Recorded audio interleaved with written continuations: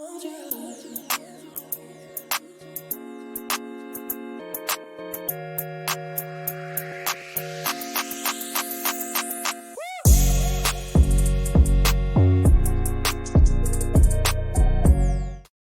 going on, people? Welcome to the Morning View. I am back. It's so good to be back, man. A crazy month at the World Cup. But we're straight into Manchester United news. We're straight into match day as well today. We take on the mighty Burnley at Old Trafford. And it's good to get things all back Manchester United. And with that, the Manchester United news is flowing as well. We're going to be talking about Cody Gakpo straight off the back. Got to be talking about that. And obviously the situation with the renewal of players getting new contracts, okay? That's the likes of Diogo Dalot, the likes of Luke Shaw, the likes of Marcus Rashford, the likes of David De Gea. Hold tight, Marcel. Your little David De Gea thing's not going to go away right now. We're going to talk about that as well. And also Fred getting a new deal and exactly what the stipulations are around those new deals and how it's going to work. And also Erik ten Hag's had a lot to say in the build-up to the Burnley game. And just this second half of the season in general, this is it. This is the business end. The World Cup's done and dusted. Nobody cares about it anymore. It's all about Manchester United.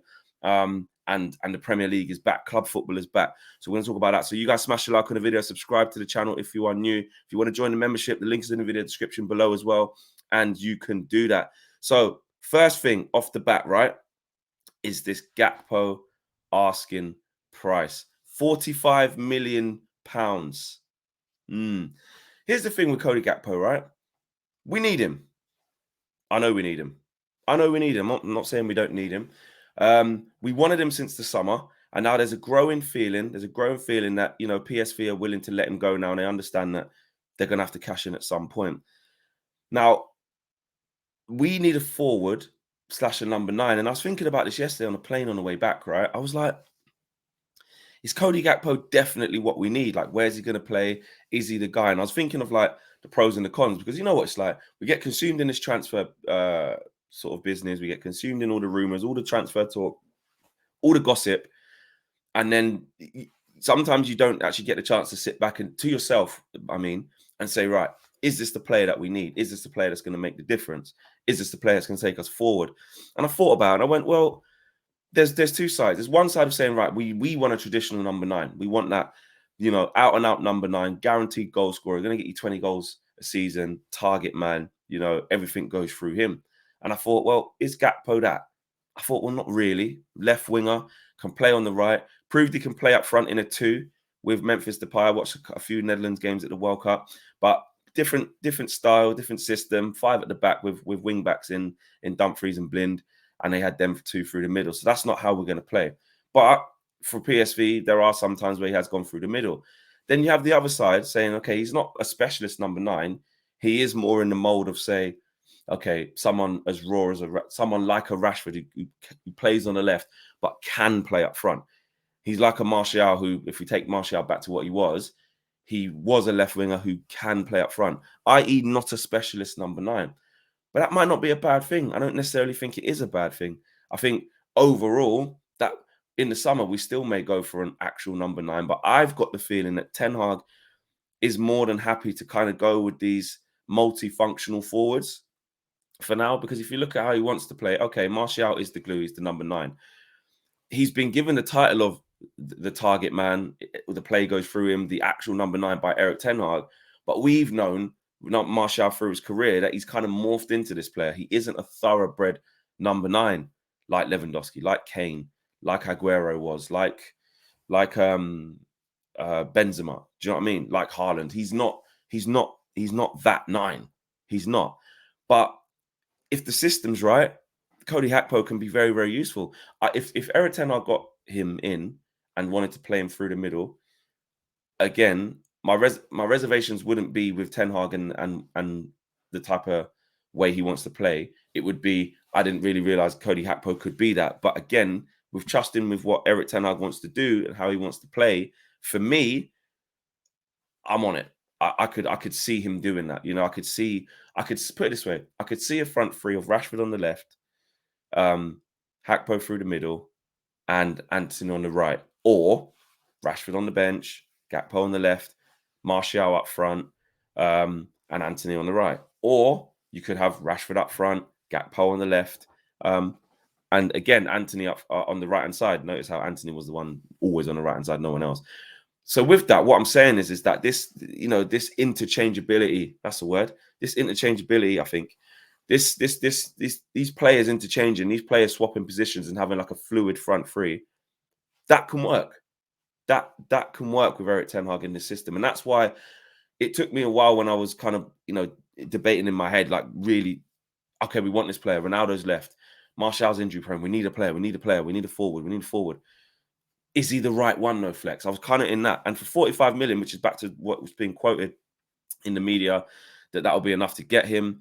I think we should. It was a player that we wanted in the summer. It's a player that Eric Ten Hag likes. And it's a player that can bolster what we're trying to do. Jadon Sancho out of form. Garnacho's coming into it as well, coming into his pomp, and he's starting to get games. And I think Cody Gakpo can play up front because that's where we need the backup. We've seen Marcus Rashford up front, makes good runs, can score goals from that position. But again, for me anyway, in my opinion, isn't the one. He isn't good back to goal. I don't think his link play is particularly good. I think he's way better when he's facing the goal, when he's facing an opponent, gets the ball at his feet and just be direct, Marcus. Just get at people. That's when I think Marcus Rashford's in his element. So it can work. I think we should get him. Do I think we will? Everything's pointing towards that. I think we will go big for him. Fabrizio Romano was saying yesterday, I saw that, he is the main priority for Manchester United in this winter transfer window, in this January transfer window. And I believe that. So I do have a feeling we'll get Cody Gakpo. I do. I feel like the bid will go in. I feel like it will get accepted, and I think we will get him. Whether that will happen or not, I don't know. That's just my feeling. And if he did come, also you have to think about this, right? It gives everything a lift. It gives everybody a lift. It's more of a statement of intent as well for Eric Ten Hag to kick this squad on. Because if you think about it, it's Ronaldo straight out and a whole different type of mold of player in, more in line with what we're trying to do, which is a positive.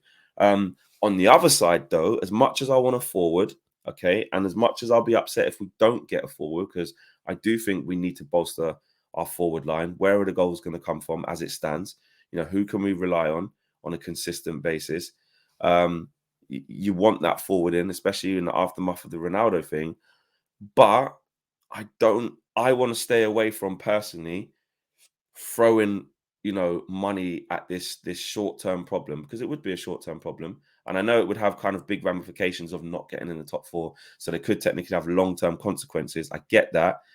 But there is still a bigger project going on. I don't want to just throw money at the feet of a player and an agent for the sake of doing it, just to fill a space. I know it's going to sound a little bit Ten Hag-ish right now, but if it's not the right player, then I'd rather us just work it out. Honestly, if it ain't the right player, like say for example, right? Not that I think this will happen. Say we couldn't get Cody Gakpo, right? Yes, there should be other people on the list. Let's explore some other cheaper short-term options. If it's going to be a short-term option, that's fine. But I would rather struggle or work it out with what we've got until the summer and get the right number 9 in the summer, right? Than say, right, we didn't get Cody Gakpo 45 million. Let's go pay over the odds for this guy who, I don't know. Let's say, what's his name? Ramos. Obviously done really well in them couple of games for Portugal, right? Obviously, I got excited like everyone did when he scored that hat-trick against Switzerland. I was like, put the bid in now. Let's go get him. I was being silly, right? But we're talking real football now. That's social media. That's in the moment of talking in the World Cup and having a laugh. When it comes down to it, you see him being tipped for like 80 million.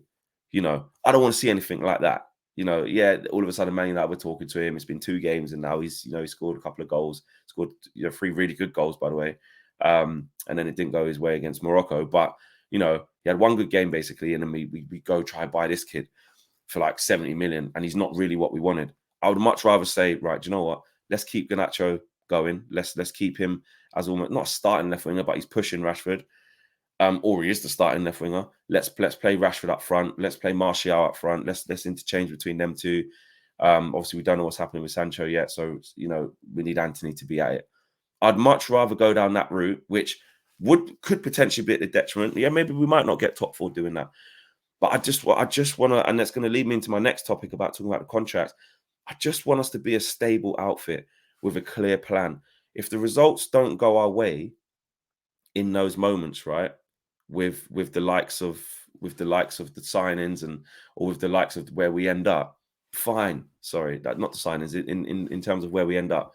I can stomach that if I think we're sticking to where we want to go, the longer term vision, because I think for far too long at the club, we've got stuck. We've got stuck in this short term mentality, and trying to fix things really quickly with massive bandages, massive stitches, and in the end, the wounds just open up again. So I was always under the impression and under understanding that this Ten Hag process was going to come with loads of bumps and bruises and ups and downs and wins and losses and draws and exits to competitions when you might not have thought, while we're trying to find our feet. That's just the process. It's not going to go rosy all the time. This season tells you that. Look at some of the results we've had. We've gone from beating Arsenal at home, Liverpool at home, Tottenham, smashing them up. Some decent away performances where we've dug it out, and showed some grit. Then we've had things like Brentford, we've had things like Brighton, which, okay, those two things were the first of the season, so you put that to the back of your mind. You've had things like Man City. You've had the bad performance against Aston Villa, where we got rinsed. You've had a couple of dodgy ones in Europa League, which kind of stopped us getting top spot.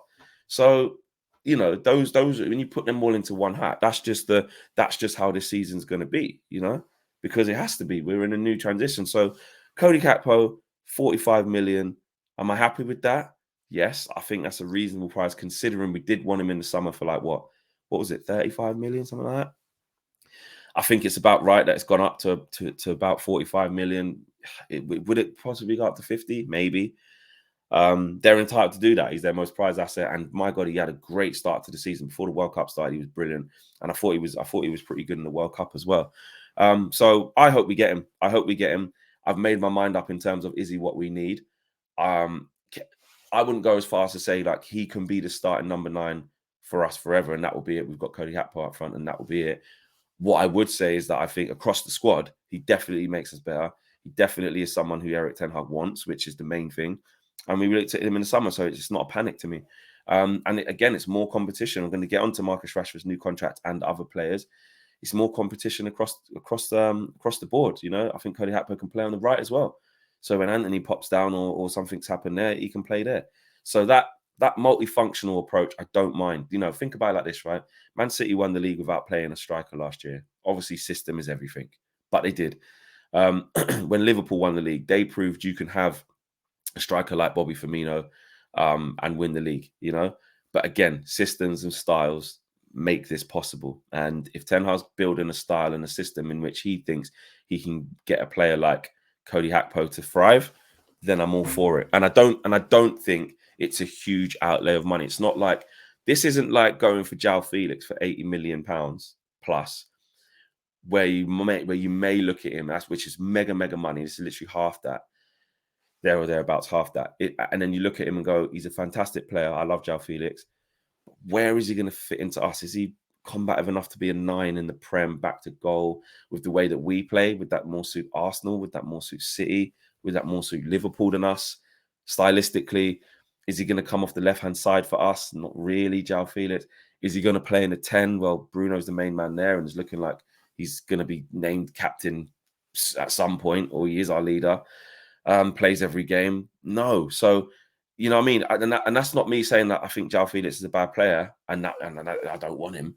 But if I think at how he would fit in, would he fit into what we're trying to do? Listen, we may get João Felix in the future, and it could prove me completely wrong. But because I love João Felix, but that's just how I'm weighing up one versus the other. So yeah, let me know your thoughts on the Cody Gakpo situation and whether you think he's the right man for the job at Manchester United this January transfer window. The price has been set. Do you think we'll get him for £45 million as well? I think we would. I think the relationship's there. I think the understanding is there. I think if Man United really want this deal to happen, they put the money down. I think we get him. I really do. I want to talk about player contracts. Smash the like on the video. Subscribe to the channel if you guys are new. I did have another overlay, but it seems to have gone. Smash the like on the video. Right, player contracts. David De Gea. Let's talk about them. David De Gea, Rashford, Dalot, Fred, Luke Shaw. 5 players.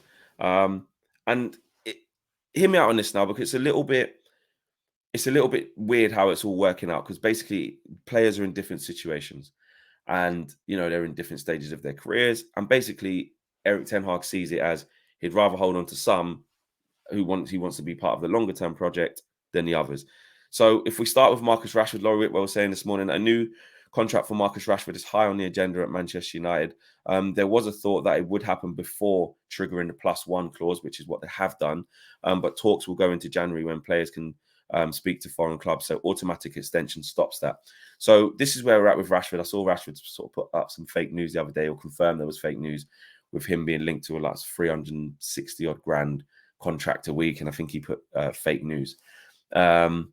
But the last what we heard was Eric Ten Hag saying that we have to prove to Rashford that this is the place to be. He sees him as part of his plans. He had that little comparison with Kylian Mbappe, which we separated out and worked on what he was actually talking about, and that basically Marcus Rashford has a decision to make. It's his choice. Where we go with that is that Man United obviously want to extend his contract beyond that +1. They want to offer him a new deal. They're not just triggering an extension on the current deal. They want to negotiate new terms with him, improved terms with him, and Eric Ten Hag wants him to be part of the rebuild at Manchester United.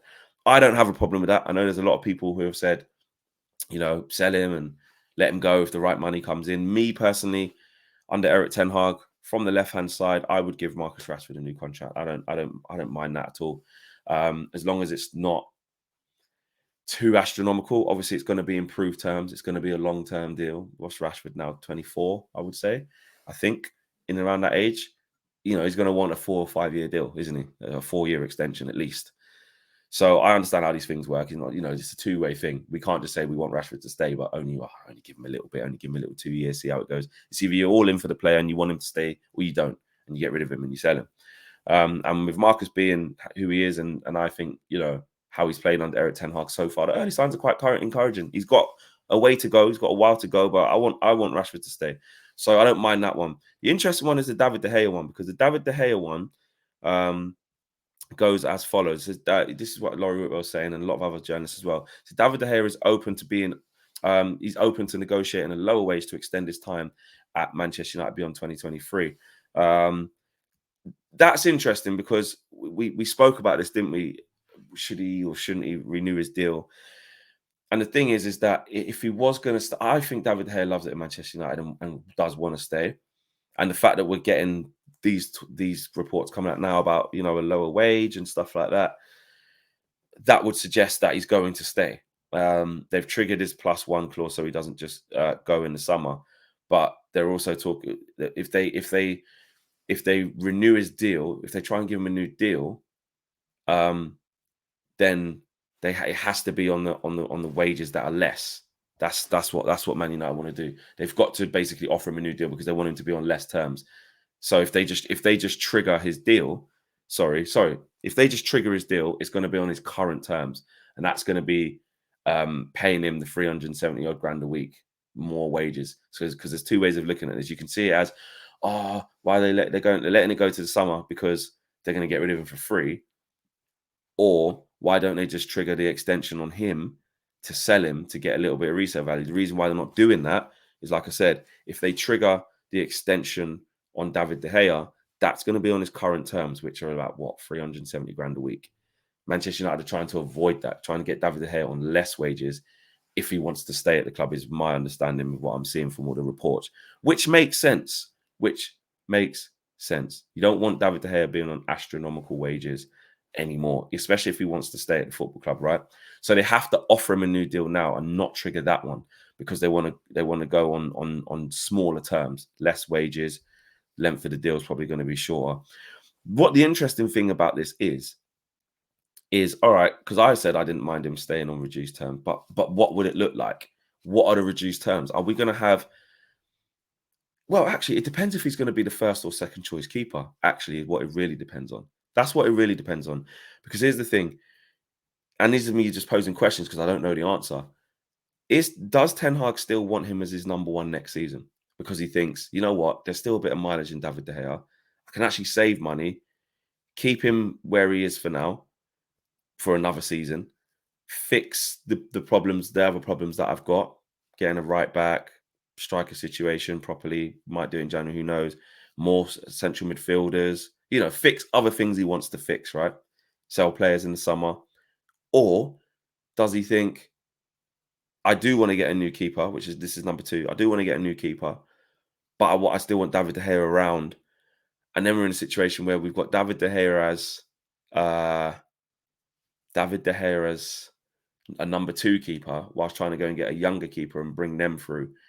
And David De Gea plays a mixture between number 1 keeper and number 2 while we're going in a new direction.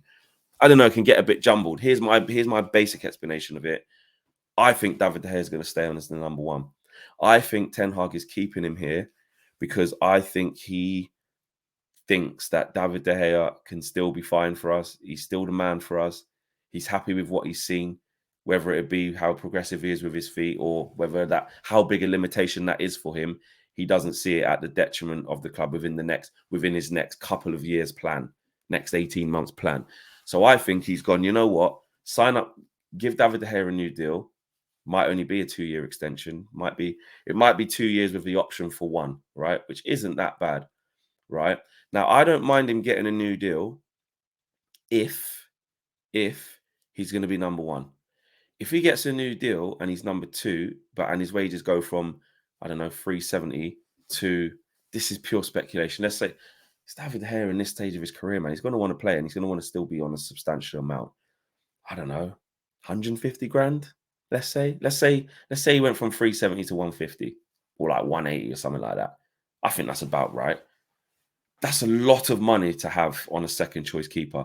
That's the sort of money that you go, we could get, the likes of Cody Gakpo would probably come to Man United and be on like 100 grand a week, let's say. That's the sort of money you could get an up and coming player with. You can get a good young player with, even a star, 150 grand a week, 180 grand a week, just sitting there on the bench as a second choice keeper. That would irk me a little bit.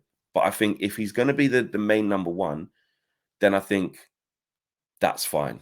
But then also we're going to have to go out and get a second keeper anyway, because I think Tom Heaton will probably leave at the end of the season. I will imagine. Dubravka, there's talks of him going back to Newcastle. Obviously, he's not going to play that much this year.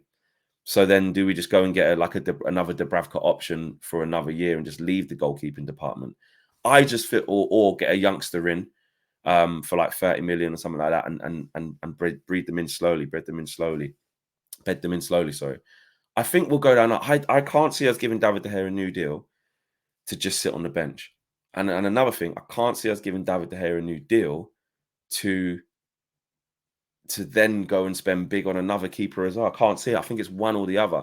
I think it would be telling if we let David De Gea leave for free without all of this talk about a new contract on reduced terms. That, to me, says that he wants to stay. The club want him to stay, and Erik ten Hag still wants him as number 1. But there has to be an understanding, David, that you can't be on what you was on before. And I think he's been here that long. He's been on super money. And I think he loves it here, and he would accept that. So, but I think he'd only accept it if he's going to play, because otherwise, why would he stay? So that's where we're at David De Gea. The Luke Shaw and Dalot ones are interesting as well, because that's basically Manchester United saying that they want those two to stay on beyond that. Luke Shaw and Dalot are in line for contracts beyond 2024, says Laurie Whitworth at The Athletic. There are as yet no talks planned for Fred beyond triggering his clause into next season. His situation will be evaluated in the summer, which again, I think we're playing it about right. Diogo Dalot, in my opinion, I think you lot agree, goes without saying, not a problem. Not a problem. That you just do, you put it out, he stays, and he gets a longer deal. The Luke Shaw one's interesting as well. The Luke Shaw, because I think he split a few people, but again, it's hard.